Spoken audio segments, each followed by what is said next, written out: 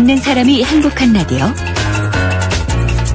최영일의 YTN 뉴스 정면 승부. YTN 뉴스 FM 뉴스 정면 승부 4부 시작합니다. 리우 현지 연결해서 올림픽 소식 들어보겠습니다. 중앙일보의 박린 기자 연결합니다. 안녕하세요. 네, 안녕하세요. 네, 이 태권 소녀 김소희 선수가 대한민국의 7번째 금메달을 안겼죠? 네, 22살 김소희 선수가 오늘 리우올림픽 여자 태권도 49kg급 결승에서 세르비아 선수를 7대 6으로 꺾고 금메달을 목에 걸었는데요. 8강에서는 2대4로 뒤진 종료 4초 전에 머리 공격으로 3점을 뽑아서 대역전승을 거뒀고요. 4강에서는 연장 끝에 골든 포인트를 땄습니다. 네.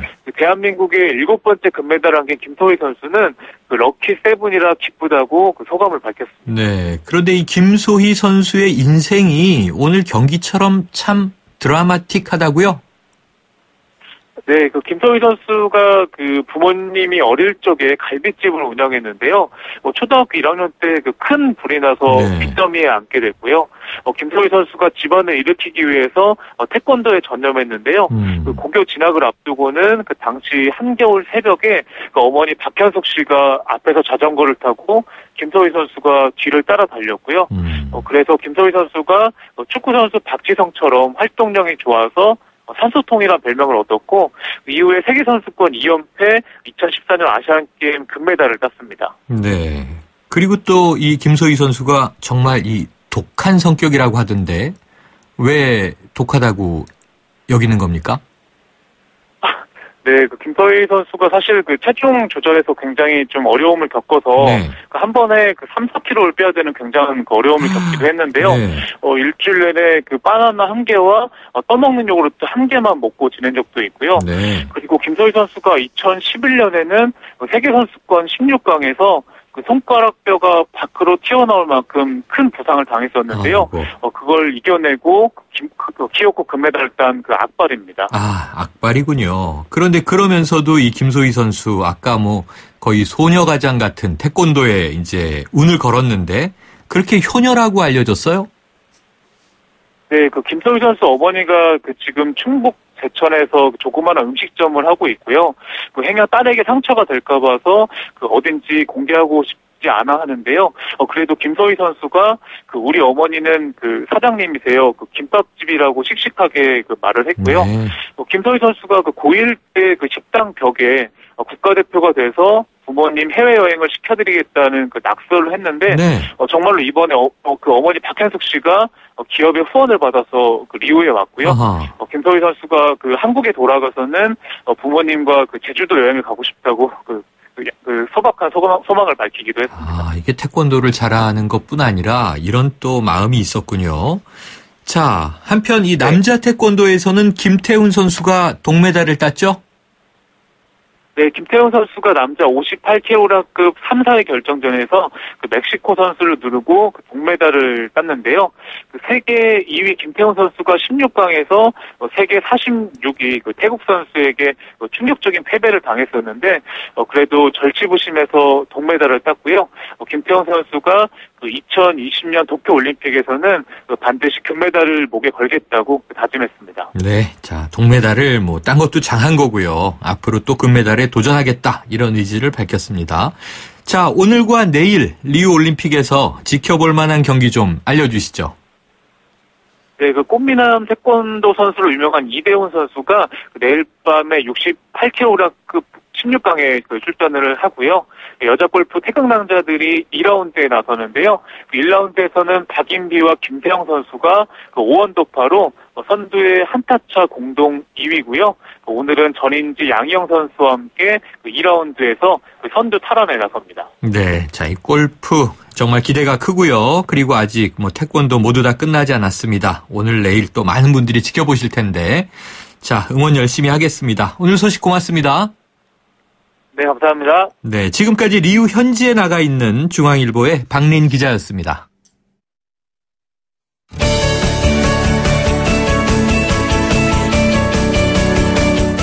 5년 뒤의 우리 경제? 지금 알 수 있습니다. 트렌드로 본 대한민국 경제. 네, 우리 사회의 변화를 경제 트렌드로 짚어보는 시간이죠. 트렌드로 본 대한민국 경제. 자, 오늘은 요즘 한참 시끄러운 이 전기요금 누진제 관련해서 이야기를 나눠보겠습니다. 곽수종 경제평론가 연결합니다. 안녕하세요. 네, 안녕하십니까. 네, 이 전기요금 누진제, 이게 다소 차이는 있지만 미국이나 일본, 선진국들도 제도를 운영하고 있다고 하는데요. 자, 네네. 우리나라의 누진 세율, 온당하다고 보십니까? 결론부터 말씀드리면 전혀 온당하지가 않고요. 네. 우리가 대기업에게 환율이라고 하는 경제적 도구를 통해서도 많은 사실상의 수출 보조금을 지급하고 있다고 보시면 됩니다. 네. 그러니까 이제 미국이 환율을 이야기하는 것은 환율이 너무 싸게 나가는 것은 우리 물건값을 싸게 파는 거다 이렇게 이야기하는데 네. 그 중에 하나의 비슷한 예로 전기세만 하더라도 일반 가정용과 산업용 전기세율을 놓고 보면 이거는 대기업에게 또는 산업에게 일방적으로 유리한 조건을 갖추고 있다. 그래서 일반 가게에서 지금 내고 있는 이 누진세는 제가 아마 경제를 공부한 내용 중에서 가장 합리적이지 않고 편파적인 그러한 세율이 아닌가 그렇게 생각하고 있습니다. 네. 자, 그렇군요. 그럼 먼저 현재 우리나라 에너지의 사용량이요. OECD 국가에서 어느 정도 수준이 되나요? 노르웨이가 1인당 전기 사용량이 7,415kW 정도입니다. 네. 그리고 캐나다가 4,387. 일본이 한 2,253kW인데 우리나라가 26위 정도 됩니다. 네. 1,270kW 정도 되고 있습니다. 네, 이런 상황에서 앞에 제가 질문을 하시는 것에 대해서 구체적인 다른 답을 하면서 못 드렸는데, 네. 미국은 이 누진을 2단계로 나누고 있고요. 네. 일본은 3단계로 나누고 있습니다. 그래서 이게 누진의 한 1.1배 정도밖에 차이가 안 나는데 단계별로. 네. 대만도 한 5단계로 나누고 있습니다만, 우리나라는 6단계로 나누고 있는데, 우리나라는 최저 단계에서 최고 단계까지 한 2배 정도 차이가 나는 반면에 네. 대만은 5단계 정도로 나눴지만 한 2.4배밖에 차이가 나고 있지 않습니다. 그런 네. 면에서 놓고 봐도 이 누진세율은 상당히 좀 맞지가 않다. 특히 우리 1인당 가정용 전력 사용량 지금 방금 말씀드렸는데 그 내용에 비해서도 그렇지 않다 이렇게 말씀드릴 수 있습니다. 네. 그러니까 말씀하신 대로 지금 이 누진 폭이 큰 대만도 2.4배인데 우리는 정부가 밝힌 것만 11.7배인 거고요. 지금 OECD 국가가 34개로 봤을 때 우리나라 전기 사용량이 26위 정도면 이게 그렇게 많다고 볼 수는 없는데, 자, 이 우리나라가요, 이 한전이 전기를 독점 공급하고 있잖아요. 그런데 이 한전이 5년간 적자를 기록해 왔는데 최근에 이 흑자로 손실을 만회했다 이런 보도가 나왔고요. 하지만 여전히 갚아야 할 부채가 많은데 결국 이 부채라고 하는 것은 이 국민들의 빚 아닌 건가요? 그렇습니다. 이게 이제 독점 기업이라고 말씀하셨는데 사실은 한국전력이 발전소를 가지고 있고 또 민간 발전을 한 것을 사서 직접 공급하는 형태로 보시면 되겠습니다. 네네. 물론 공급을 하는 분야도 남부 발전이나 이런 것도 있지만 자회사로 그런 구매를 하고 있는데 방금 그 영업이익을 말씀하셨는데 2015년 작년에 한 11조 3천억 영업이익을 냈습니다. 그 가운데 중에 하나가 삼성동에 한전부지 매각한 거 아시죠? 네네. 10조 원 정도 되는 거죠. 그 부분이 아마 크게 작용을 한 것 같고요. 그래서 부채 규모는 아마 2012년에서 14년 정도 전체 누적 부채 규모가 한 107조 원 정도 됩니다. 네. 이 가운데서 지금 작년에 11조 3천억 정도 영업이익을 냈다고 해서 임원들이 성과급 잔치를 한 게 한 3,600억 정도 되거든요. 그러니까 이게 전력을 사들여 와서 공급을 하는 와중에 부채를 내고 있고 그 부채의 대부분을 가정용 전기의 누진으로 메워가고 있고 이러다 보니까 좀 어려운 거죠. 아니 그런 와중에 또 임원들 배당, 성과급 이런 건 굉장히 많이 지급했다는 이야기도 들려요. 네네. 네. 그러니까 이제 그 말씀이 방금 이제 부동산 매각을 했고요. 그다음에 그 전력 사용 그 유가가 많이 떨어졌지 않습니까? 네네, 그랬죠. 전력을 발전할 때 드는 석탄 가격이나 원자재 가격이 유가가 떨어지다 보니까 여기서 절약된 비용이 상당되거든요. 이런 모든 것들을 다 감안해서 영업이익을 그만큼 냈으면 이거를 가정용이나 하는 비용 부담이 많은 일반 가게에 돌려주는 것이 온당할 것이라고 생각할 수 있는데 오히려 그것을 임원들이나 일반 직원들의 호주머니 채우는 데 썼다라고 하는 것은 문제가 되죠. 왜냐하면 같은 공사를 하더라도 수자원공사나 광물자원공사에 비해서 임원진의 급여 체계가 한 2배 정도 높다고 보고 있고요. 네. 한국전력공사가. 그 정도의 어떤 차이가 난다는 것은 국민의 세금, 사실상의 세금이라고 봐야 되겠죠. 전기료로 보면 국민의 세금으로 자기들의 배를 채운다. 이렇게 비판을 받을 수 있는 빌미를 제공하고 있다. 이렇게 말씀드릴 수 있겠습니다. 네, 이게 뭐 빚이 많으면 많은 대로 또 뭐 적으면 적은 대로 이 공기업들의 모럴 해저드가 늘 도마 위에 오르잖아요. 그럼 그렇죠. 박사님 보시기엔 어떤가요? 지금 우리나라 공기업의 이 도덕적 해이 심각한 수준입니까? 뭐 우리나라 공기업뿐만 아니라 이 공적인 조직은 사실 이런 도덕적 해이가 있을 수가 있는 그 가능성이 높은 게 왜냐하면 일반 민간 기업들은 회사원들이 직접 현장에서 뛰고 성과를 내야지만 어떤 일정한 그 결과를 받아내지 않습니까? 네. 그렇지만 공기업은 공공재를 공급하는 쪽입니다. 공공재라고 하는 것은 독점 체제에 가까운 것이죠. 독과점 체제인 거죠. 그러다 보니까 가격은 일정하게 고정되어 있고 이 전기요금만 해도 그렇습니다. 어떤 법에 의해서 정해진 게 아니라 한국전력의 전기 공급에 관한 약관에 의해서 정해지는 게 전기요금입니다. 이러다 보니까 그런 방금 말씀하신 모럴 해저들을 가질 수 있는 가능성이 다른 공사들보다 공공기관보다 더 높다 이렇게 보여지는 것 같습니다. 네, 지금 이 누진제 사태를 쭉 보면서요. 이게 산업용, 가정용 어찌 보면 이게 또 양극화로 보여져요. 전기 문제에 관해서. 그러면은 지금 이 누진제가 가정용에만 적용되다 보니까 산업용, 상업용 전기료는 이제 절감 정책이었다는 건데 산업계가 얼마나 큰 수혜를 봤다고 보세요? 전체 전기 사용량의 산업계가 사용하고 있는 게 57%입니다. 가정용이 14%입니다. 그리고 길거리에 가다 보면은 가게에 문 열어놓고 에어컨 트는 상업용. 이게 27% 정도입니다. 산업용이나 상업용은 전기요금이 일정하게 똑같습니다. 왜냐하면 그런 누진제가 없기 때문에 산업용은 107원 정도 원가 계산을 전기료를 내고요. 상업용은 130원 46전을 전기료로 내고 있습니다. 근데 가게 같은 경우에 만약에 500kW 이상을 썼다 이렇게 되면 280원을 내기 때문에 이번에 이런 더위 속에도 많은 가게들이 300kW를 넘지 않으려고 그러니까 누진제의 가장 많은 그 가격 점프, 가격 상승을 나타내는 그 구간에 들어가지 않으려고 에어컨을 켜지 못했다는 이야기가 나오고 있는 겁니다. 네, 박사님 앞으로 어떻게 개편돼야 될까요?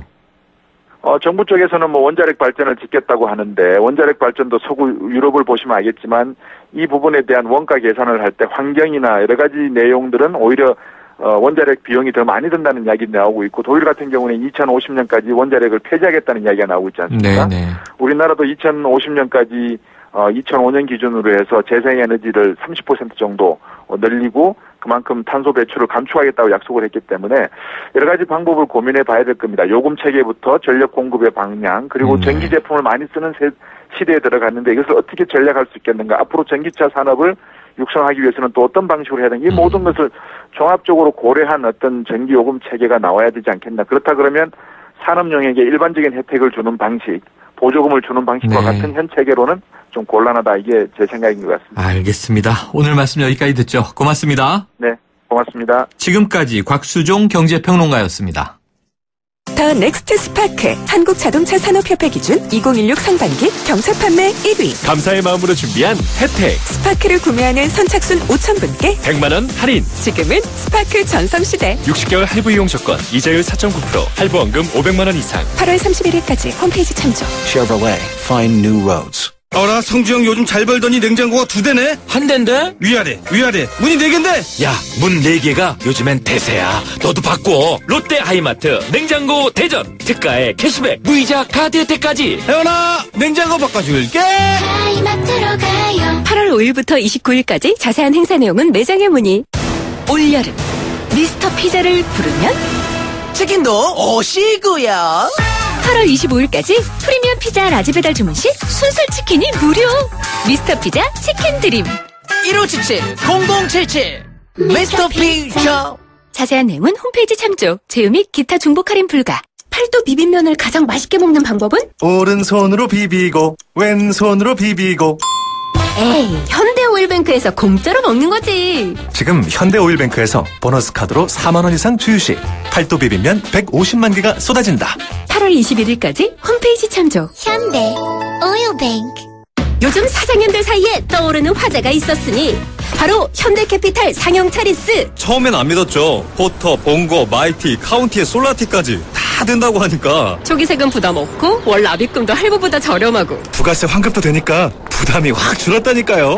하지만 여기서 끝이 아니다. 리스료 최대 3달 무료 혜택까지. 이제 트럭, 버스도 부담 없는 현대캐피탈 상용차 리스 1588-5211 또는 현대기아자동차 전시장으로. 연체 이자율 24%, 중도해지 수수료율 5에서 40%, 승계 수수료율 2%, 리스료 무료 한도 차량가의 6%, 자사 할부 기준, 자세한 사항은 상품 설명서 및 약관 참조. 과도한 빚 고통의 시작입니다. 자, 오늘도 오로나민 씨로 생기발랄하게 출발하세요. 머리부터 발끝까지 오로나민 씨. 생기 오로나민 씨. 발랄 오로나민 씨. 생기 발랄. 건강하고 활기차게 오로나민 씨. 생기 발랄 오로나민 씨. 오로나민 씨. 생기 발랄 컴온. YTN 뉴스 FM 뉴스 정면 승부. 오늘 준비한 내용 여기까지입니다. 지금까지 프로듀서 박준범, 작가 홍기희, 강현지, 기술감독 안홍진, 김경수, 진행의 최영일이었습니다. 내일 뵙겠습니다.